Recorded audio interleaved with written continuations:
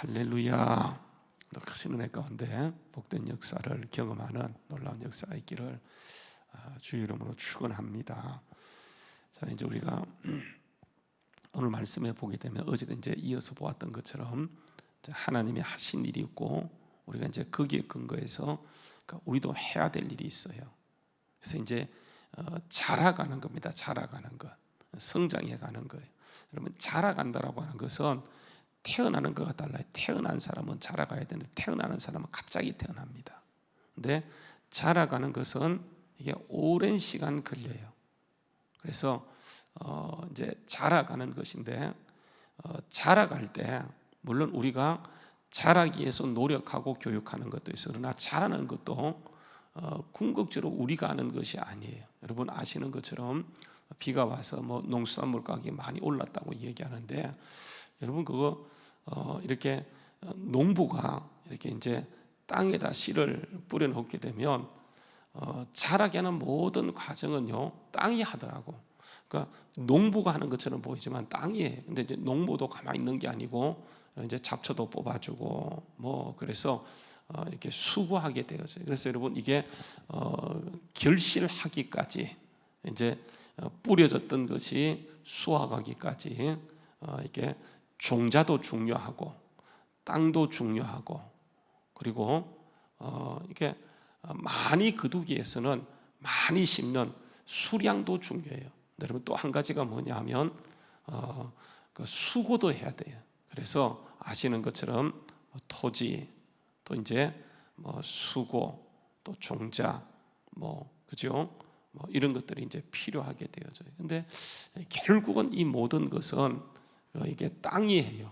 그래서 우리 예수님께서도 이런 말씀을 합니다. 야, 나는 포도나무야, 너희는 가지야. 근데 이 가지 열매가 맺히기 위해서는 제일 중요한 게 뭐냐면 붙어 있으면 돼.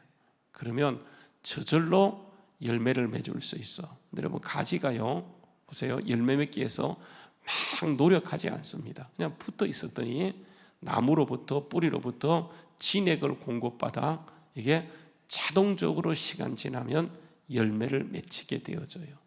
이게 이제 열매 맺히는 법칙이에요. 근데 우리가 노력해야 된다고 얘기하니까 그러니까 주님과 관계없이 열심히 하는 게 아니고 그러니까 주님께 붙어 있기 위해서 우리가 노력한다는 것을 전제하는 그런 말씀이에요. 그래서 오늘 말씀에 보게 되면 이렇게 얘기합니다. 한번 보세요. 이게 통일성이에요. 통일성.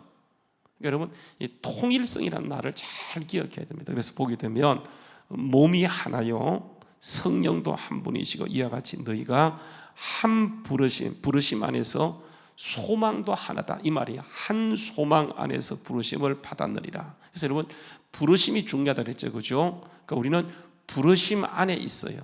그래서 여러분 1절도 보게 되면 이렇게 얘기하죠. 그러므로 주 안에서 갇힌 내가 너희를 구원하노니 너희가 부르심은 받은 일에 합당하게 행동하라. 우리는 합당하게 행동하는 것이 아니고 전제가 뭐예요? 부르심 안에서 부르심에 합당하게 행동하는. 그래서 이 부르심이라고 하는 것은 대단히 중요한 거예요. 그래서 다시 보세요.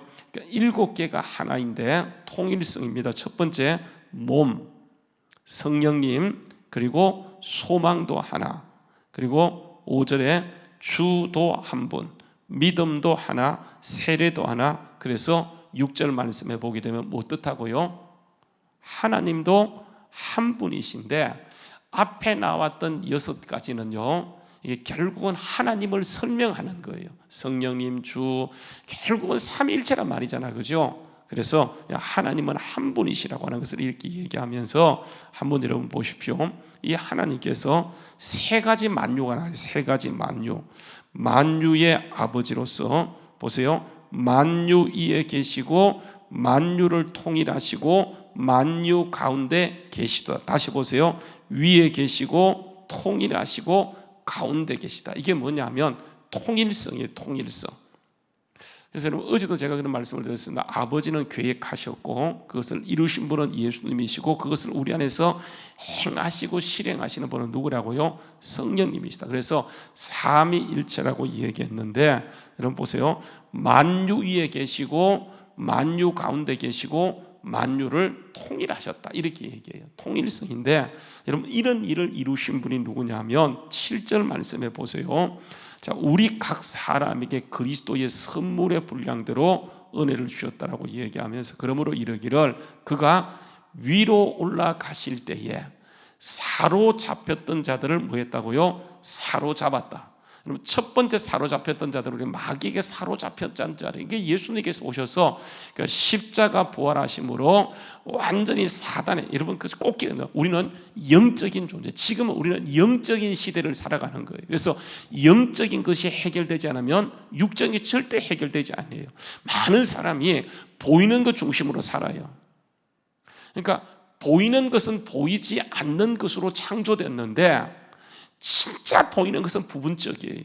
그런데 여러분 이것만 붙들고 가게 되면 뭘 놓치냐면 이게 전체를 놓쳐버리는 거예요. 그래서 영적 시대의 영적인 결박을 풀어내지 못하면, 그래서 예수님께서 오셔서 그러니까 사로잡혔던 것들을 완전히 깨뜨리시고 우리를 사로잡으세요. 그래서 여러분 다시 보세요. 위로 올라가실 때에 사로잡혔던 자들, 마귀에게 사로잡혔던 자들을 예수님께서 십자가로 부활로 우리를 사로잡고 끝나는 것이 아니라 우리에게 뭘 주셨다고요? 선물을 주세요. 선물. 그래서 여러분 9절 말씀에 보게 되면 올라가셨다 하셨은저 땅 아래 낮은 곳으로 내렸던 것이 아니면 무엇이냐?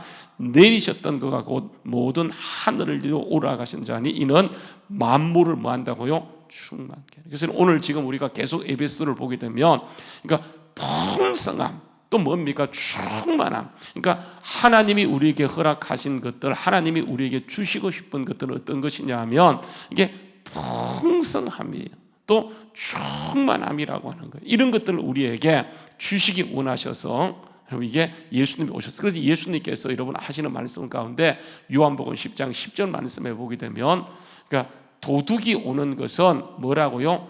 죽이고 빼앗고 멸망시키는 것뿐이다. 그러나 예수님이 온 것은 양으로 뭐 한다고요? 생명을 얻게 하고 또 뭐예요? 충만해요. 풍성케 하는 거예요. 그래서 우리 예수 믿게 되면 이게 바뀌는 거예요. 이게 충만해지고 정말 가난을 벗어날 수 없던 집안이 가난에서 벗어나게 되고 가난에서 벗어나는 것뿐 아니고 정말 이렇게 영향을 끼치는 삶을 사는 것은 여러분 이게 하나님의 특성이 그래요. 우리 하나님은 여러분 모든 만드신 것이 좋았더라 보시기에 심히 좋았더라고 했던 것처럼 그러니까 예수 믿게 되어지면 여러분 이게 우리가 상상하는 것 이상으로 그 엄청난 그런 역사가 있어요. 그래서 오늘 보게 되면 이렇게 얘기하죠. 3장 20절 말씀에 보게 되면 보았지만 다시 한번 보세요.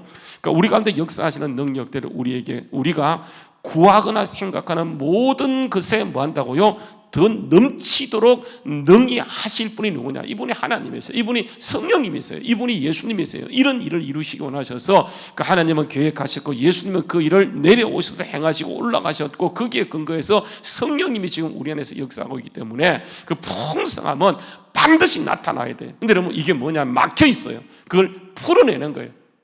주님이 모든 것을 해결하셨고 우리 풀어내는 것, 우리 안에 있는 것은 여러분 영적인 문제이기 때문에 우리가 그것을 풀어내야 돼요. 그러니까 믿음의 근거에서 그것을 풀어내는 것, 그때 우리에게 영적인 풍성함과 함께 영혼이 잘 되고 범사가 잘 되고 강건한 역사가 있어요. 여러분 이 영적 원리를 모르게 되면 우리는 항상 뭘 붙들고 가냐 하면 보이는 것 붙들고 싸워요.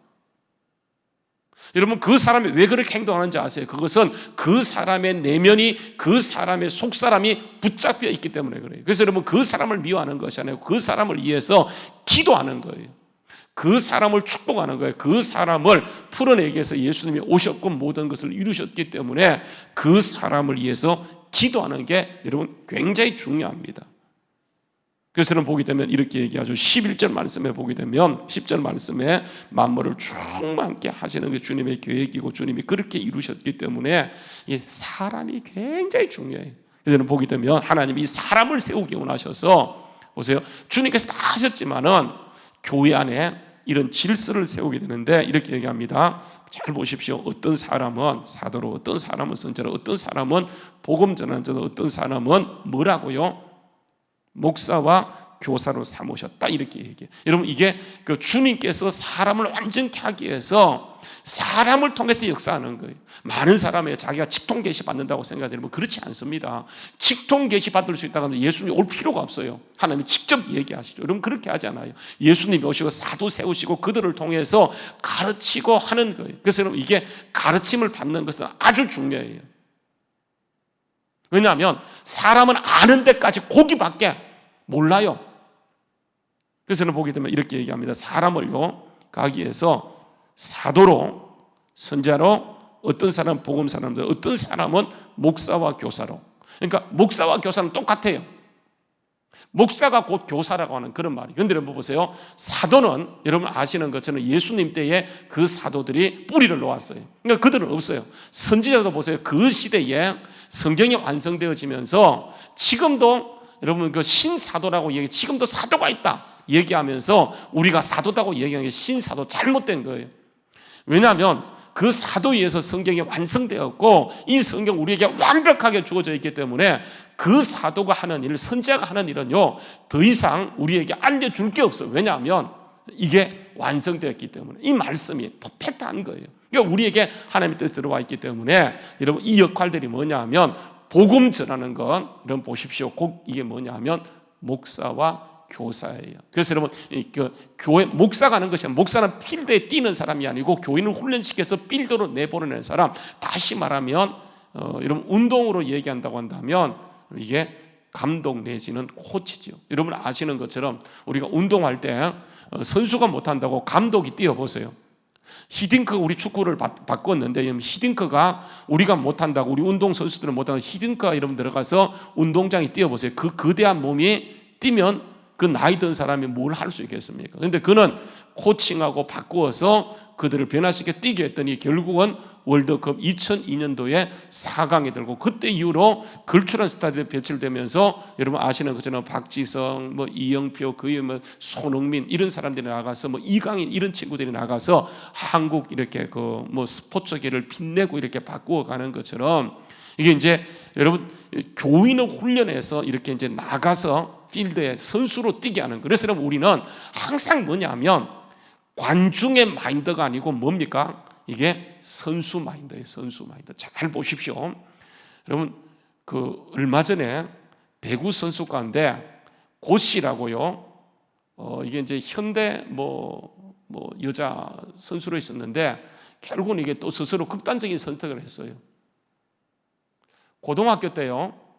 김연경상을 받았던 장대 촉망되는 그런 친구였어요. 그런데 결국은 이게 25살에 스스로 목숨을 끊었어요. 그래서 극단적인 선택을 해서 여러 가지 이렇게 아픔들이 참 있었었는데 왜 그래요? 그러니까 결국은 이 친구가 이렇게 되면 악플이에요. 악플. 그러니까 잘할 때가 있었어요. 그런데 여러분 선수가 항상 잘하는 게 아니다. 어떤 때는 이게 그 다운도 되어져요. 그때 격려와 지지가 필요한데 관중들은 어떻게 하냐 하면 잘할 때는 박수를 보내요. 못할 때는 뭐 하는 겁니까? 야유를 보내요. 이게 뭐냐면 관중의 마인드예요. 여러분 선수는요 그 뛰다 보면 내가 꼭 받아야 되는데 골을 냈는데 골을 못 넣고 오히려 자살골을 넣을 때가 있어요. 선수는요 그 사람이 그렇게 해도 절대로 비난하지 않습니다. 왜냐하면 자기도 그렇게 할 수 있어요. 다 잘하고 싶어. 근데 여러분 이게 안 될 때가 있어요. 선수는요 격려합니다. 그래도 격려해요. 그런데 보고 있는 관중들은 선수가 왜 저 모양이면서 야유를 보내요. 여러분 교회 안에 보세요. 필요한 것은 선수가 필요한데 교회 안에 보세요. 이게 구경꾼들이 많아요. 구경꾼. 그래서 잘하면 잘한다 그래요. 못하면 야유를 보냅니다. 여러분 이게 주님의 마인드가 아니에요. 주님의 마인드는 교인 전체가 뭐냐면 선수가 되어서 뛰어야 되는데 여러분 교회 구경꾼이 얼마인 줄 아십니까? 맥가브라는 사람 이름 뭐라고 얘기하냐면 교회는요 선수로 뛰는 사람이 10%래요. 구경꾼이 얼마인 줄 아세요? 방해꾼. 그러니까 3군이 있어요. 선수가 있고요. 그 다음에 해방꾼이 있고 구경꾼이 있어요. 구경꾼. 해방꾼. 예수님의 제자를 보게 되면 여러분 이게 항상 해방꾼은 10%입니다. 10%. 예수님의 제자에도 10% 가룟 유다가 있었어요. 그 가룟 유다가 결국은 팔아버려요. 예수님을. 그러니까 선수로 뛰는 사람은 거의 10%고요. 해방꾼 10%고 중간에 뭐냐 하면 잠들어 있는 이 사람들은 뭐냐 구경꾼이에요. 구경꾼. 교회 안에 보게 되면 우리 교회도 보게 되면 여러분 보세요. 이거 방송에 나가면 안 되는데 기도하는 사람 딱 꼽아 보세요. 저분이 다 구경꾼이란 말 아니고요. 그러니까 정말 진짜 기도가 필요할 때 기도가 하는 사람들 딱 보게 되면 정해져 있습니다. 이게 그래서 여러분 이게 뭐냐면 아예 10% 해방꾼은요 깨우면 안 돼요. 그 사람 깨우면 교회 완전히 그냥 가니까 이건 냅둬버려요.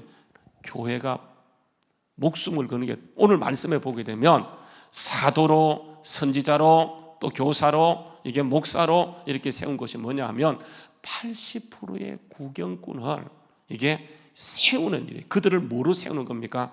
선수로 세우는 것. 이게 뭐냐면 교회가 해야 될 가장 중요한 일. 하나님이 그 일을 위해서 어떤 사람은 사도로, 어떤 사람은 선자로, 어떤 사람은 복음 전환자도, 어떤 사람은 교사와 목사로 세우셨다고 하는데 교회가 하는 것이 뭐냐면 이게 12절입니다. 12절 말씀 굉장히 중요해요. 한번 같이 읽어보죠. 자, 시작.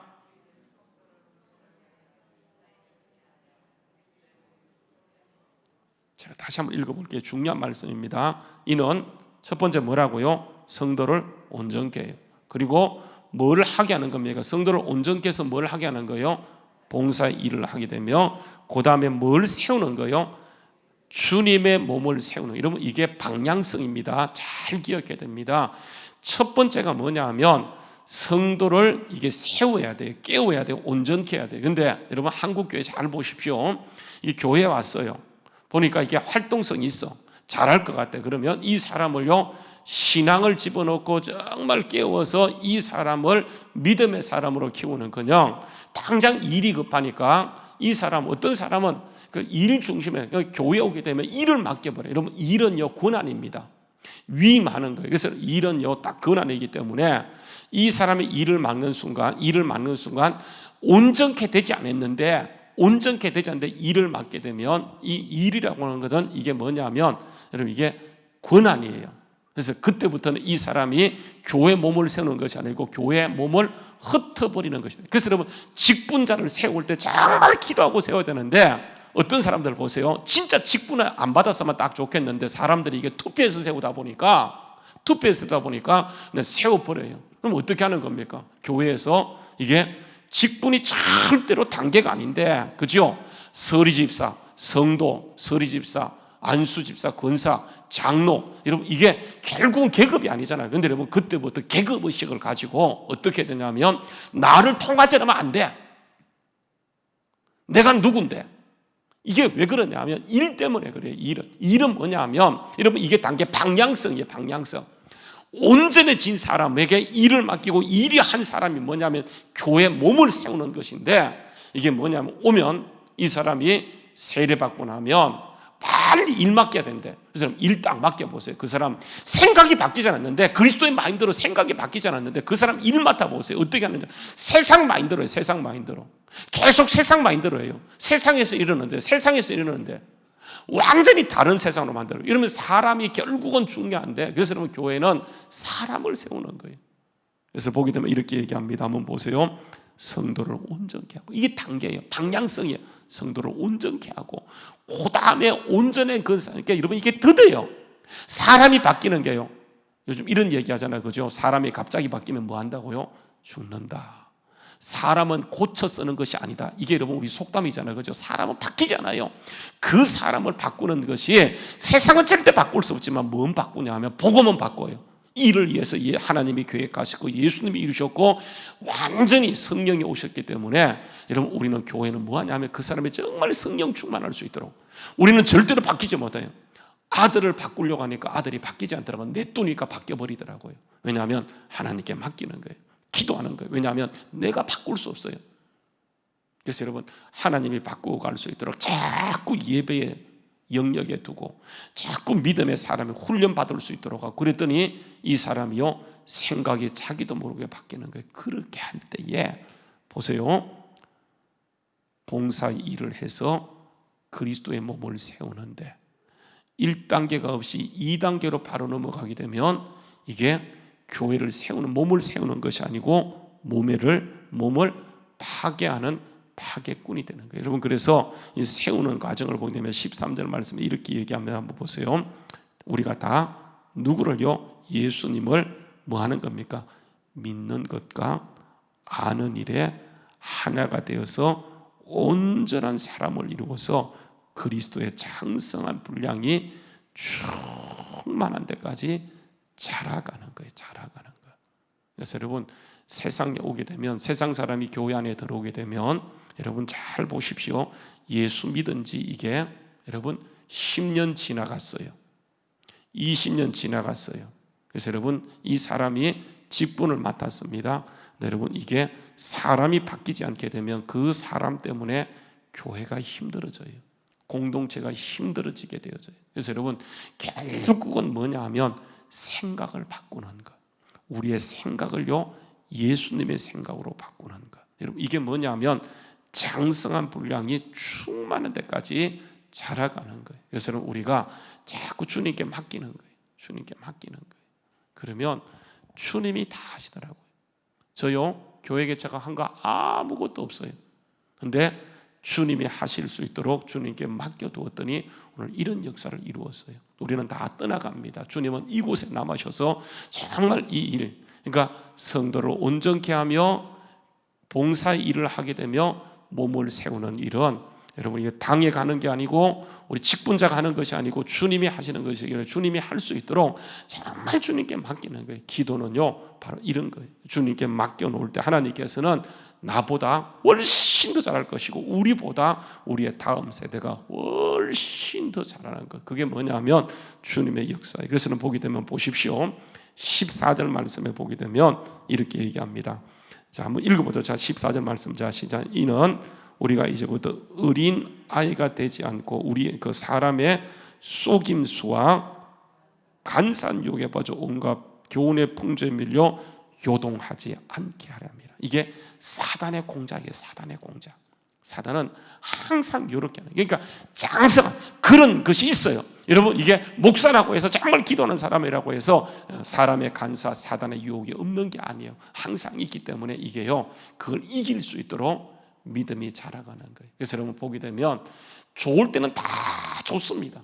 좋을 때는요 다 감사해요. 그런데 여러분 딱 시험에 들게 되면 거기에서 딱 보세요. 이 사람이 감사할 수 있는가, 불평할 수 있는가, 정말 거기에서 진짜 하나님이 살아계시기 때문에 여러분 거기에서 기도할 수 있는가, 아니면 여러분 다른 곳에 가는가, 여러분 이걸 보게 되면 그 사람의 진짜 그 사람의 정말 성숙도를 알 수 있는 것처럼 우리가 여러분 좋을 때도 하나님이 하셨고 힘들고 어렵지만은 그 가운데 주님이 계시고, 그래서 주님께 더 가까이 나가게 될 때 감사할 때는 교만하지만 보세요, 감사할 때는 교만해요. 그런데 좋을 때는 사람이 교만해요. 그런데 여러분 시험 가운데 있을 때 겸손해지게 되어져요. 그래서 여러분 보세요, 이 말씀으로 갑니다. 한번 보세요. 4장 2절 말씀이에요. 4장 2절 말씀 한번 읽습니다. 자, 시작.